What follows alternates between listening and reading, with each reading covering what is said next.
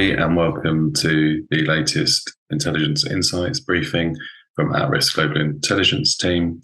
I'm Ross Hill, Director of Intelligence. Starting off this week, former President Donald Trump and his longtime aide have been indicted on charges of mishandling classified documents. The indictment alleges that Trump took classified documents, including sensitive national security information, to his Mar-a-Lago estate and stored them in insecure locations, which includes a ballroom, a bathroom, and a shower. The indictment also alleges that on at least two occasions, Trump displayed classified documents to visitors to his golf club in Bedminster, New Jersey. Trump also reportedly instructed his aides to move boxes containing classified information to conceal them from both his own lawyers and the FBI. In response to the charges, Trump accused the Justice Department of launching a politically motivated campaign to keep him out of the White House. He alleged that President Biden orchestrated the charges to undermine his presidential campaign and to distract from the federal and congressional investigation into Biden's son. The indictment is the first time a former US president has been indicted on federal charges. Trump is due to make his first appearance in a Miami court tomorrow, Tuesday, June the 13th. And ahead of that appearance, local authorities have increased security preparations, including monitoring online threats and potential protests. There are plans for a couple of pro-Trump rallies. First of all, the Vice City Proud Boys, which is a Miami chapter of the Proud Boys, will reportedly protest Tuesday morning. The Proud Boys said they regard the charges as a liberal plot to pave the way for a broader crackdown on conservatives. Other Trump supporters will very likely gather in the same location on the same day. Additionally, Carrie Lake, Republican from Arizona, is planning to hold a rally at a hotel in Palm Beach, Florida. So although protests are almost certain to take place, got no current indication that violent or widespread unrest will occur. The risk of unrest will, however, increase if rival groups of activists gather in the vicinity of those pro-Trump protests. But we haven't seen any kind of indication of that as yet. There's also a low but credible risk that Trump supporters, which are associated maybe with the extreme right, could carry out attacks against law enforcement.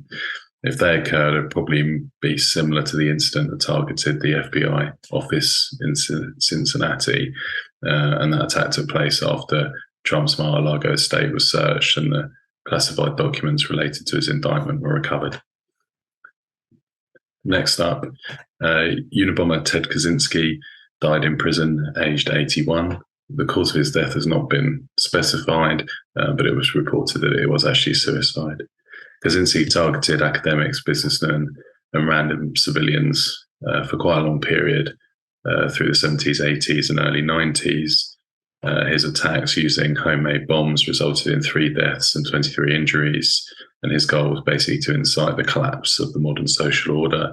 He published a 35,000-word manifesto, which was released by the New York Times and the Washington Post. And in that, he argued that damage to the environment and the alienating effects of technology were so severe that the social and industrial underpinnings of modern life should be destroyed. And so although he never actually advocated for the political extreme left or right, his manifesto and ideas have been used in the political narratives of both groups. In the extreme right, it's used particularly amongst eco-fascists and accelerationists. So basically those that advocate for kind of violent strategies that create some kind of collapse in the social order. And they kind of also use his ideology as a potential template for target selection. On the extreme left, his manifesto forms part of the narrative of groups that are against the industrial society and also anti-capitalist.